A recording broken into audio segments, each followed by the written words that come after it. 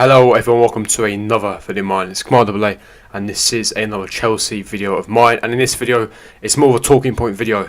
Can Frank Lampard turn things around Chelsea? He's got two massive fixtures coming up in the Premier League: Fulham on Friday evening and then Leicester the following game after that. Can he turn his fortunes? Can he become a legend, not only as a player but also as a manager? I'll be discussing all about that, all our fixtures, upcoming fixtures, Kai Havertz and Werner's form, their revival, what Frank Lampard has mentioned in recent press conferences and in the post-match interview, and now he can potentially turn things around at Chelsea and be our long-term manager. But before I do get into all that, make sure you smash the like button, subscribe, hit the bell notification, and without further ado, let's get straight into today's video. Now, starting off with the situation from last night, I made my review for the Morecambe game. We progressed into the fourth round of the FA Cup. Good performance, as I said, a very professional performance. Nothing, wow, nothing spectacular or fantastic. It was a good job, professional, got the job done.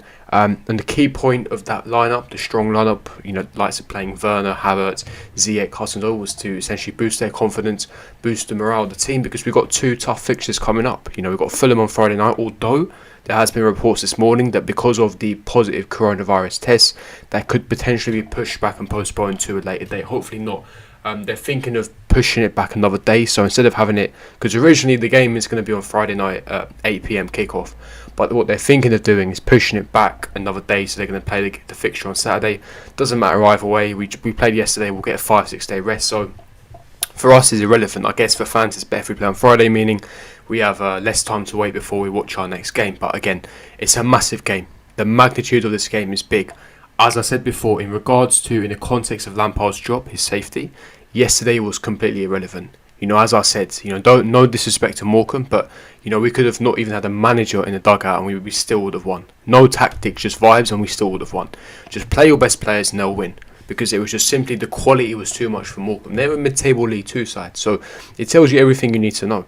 I could have been manager, you could have been manager, that was irrelevant. Roman's not going to be looking at going, right, Lampard's job is safe, he beat Morecambe. No, nothing to do with that. Nor is the Chelsea hierarchy going to be, looking at that thinking, right, Lampard's safe.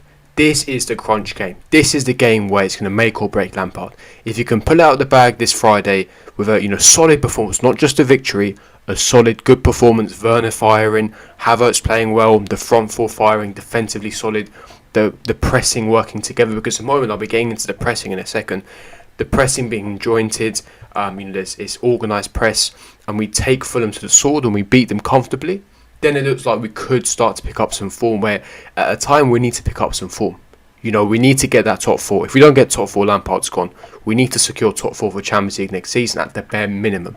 We should also be looking at winning the FA Cup, potentially even looking at the title, because of how bad everyone else has been. The fact that we're only 7 points on the top of the table still is astonishing, considering the form that we've just been in this past month.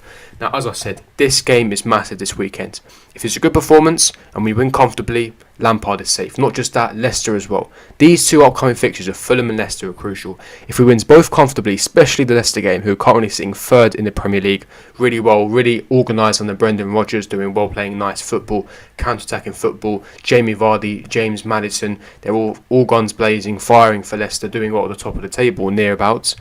If we can beat them comfortably as well, then we could be well on our way to, hitting some good form and, Lampard really securing his job at the minimum until the end of the season. Which is, listen, this is what we all want. And even though I'm Lampard out, I love Lampard, as I keep stressing. I would love nothing more for him to prove me wrong.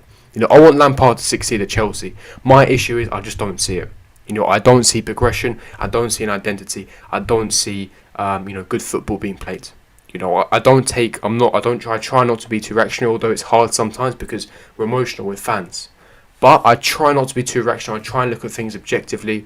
And this, for me, was a long time coming. I tried to give him time. I tried to back him, but it just simply wasn't possible. This weekend, the revival of Werner and Kai Havertz last night is crucial. That's going to boost their confidence. Kai Havertz getting on the score sheet. Timo Werner getting on the score sheet. Havertz getting an assist as well. It's going to be good. Look, I don't care how Werner scored that. Yes, I know it wasn't the best of goals. I know it was a tap-in. Doesn't matter. He put the ball in the back of the net. That's all we care about right now.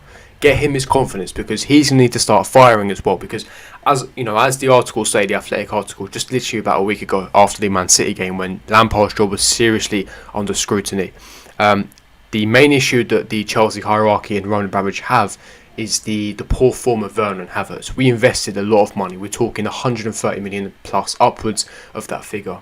We need to get them performing. We invest a lot of money, higher wages. These are two German superstars who've done it for their national teams, who've done it in the Bundesliga as well. They have to perform. And if Lampard can't get the best out of them, then he's got to go. We need a manager who can actually get the best out of them, because we invested all of Eden Hazard's money into just these two players. So it's pivotal that he gets the best out of these two. And them two scoring yesterday is massive, because hopefully they can take that confidence into the Fulham game and they can score some goals, assist, or at the bare minimum, if they don't, score or assist, make things happen, put in a good shift, put in a good performance. I don't want to see Havertz playing in a deep role. There was an article written by The Athletic regarding Havertz's position, and Lampard mentioned in his post-match interview, post-match press conference, stating that he's really happy with the revival of Werner, with the revival of Havertz, and saying that we shouldn't write these two players off right now, because of course they're going to perform at big levels. They're both relatively young, especially Kai Havertz. But with the situation in with Kai Havertz and Timo Werner, as I said, they have to be scoring or assisting. They have to, because especially with Havertz, that's why I always stress that Havertz needs to be playing in a number 10, because that is simply his best position. He's played, as I said before when we signed him, he's a very versatile attacker. He can play false 9, he can play number 10, he can play on the wings. It's not a problem. However, in Lampard's system, he doesn't suit or doesn't play well playing on the right-hand side. Doesn't play well on the right wing, nor does he play well on the left wing. False 9 is definitely an option, but we have too many striking options to play Havertz there. We've got Giroud, we've got Abraham, we've got Werner. It'd be a complete waste playing Havertz. Then you have too many, top strikers on the bench. So that I kind of understand with context. Number 10 is the best position. I know people have been crying out for some number 8s. The issue I have with number 8 is he's too deep for me. He has to put too much of a defensive shift in. Now, I know some people say that's a good thing because he can help out the team defensively, but I want Kai Havertz to have a free role, play that shadow striker role, number 10 role, where he's consistently in that box and he's a threat and he's got more of an opportunity to create something or score. The issue I have with him in number 8 is he plays too deep, and therefore he has to put in a defensive shift, because if he plays number 8 and he doesn't put defensive shift, we're going to be leaking more goals. For the organised press to efficiently work, you need the whole team as a collective unit to press. You saw the Southampton game early this season. The goal right before half-time, if you guys cast your minds back, Havertz lost the ball. He was too lazy. Havertz is a luxury Rolls-Royce player. He is a world-class player with generational talent. He's got a mix of Ozil and a mix of Ballack in him. Got the physique of Ballack, but got the technique of Ozil. For me, he needs to have a free role where he's able to create, he's able to move in the half spaces, able to shoot, score, move the ball, operate in those half spaces, link up the play. That is Havertz to a T. He's a world-class player, but you need to give him space and time, and therefore you need to have two players in behind him in the midfield who are able to do dirty work and do defensive duties, enabling Havertz to have the free role. Just like we did with Eden Hazard. Eden Hazard never put in a shift defensively. Of course he didn't. He's Eden Hazard. We gave him that free role. The same needs to be applied to Kai Havertz. Putting behind him the likes of N'Golo Kante and Mateo Kovacic. Instruct Mateo Kovacic tactically to put in more defensive work. And I think that with that, then you'll see the best of Kai Havertz. And as I said, this game is crucial. Get 6 points out of 6 against these two, and we're well on our way to getting top 4, and well on our way for Lampard to securing his job, making sure that he's safe as a Chelsea manager. It's crucial. I think that we draw or lose against Fulham. Listen, if we lose to Fulham, I think that he's gone. I genuinely believe that Lampard will go if we lose to Fulham, especially if it's a very, very poor performance. I think that, as I said, the Morecambe game doesn't really change things because that was redundant. It's an FA Cup game against a League 2 side. The Premier League is where it's all about. That's where the money needs to be made. If we lose to Fulham, even if I don't think he'll get sacked if we draw, I think the draw he'll just about save his job, but then we'd have to beat Leicester.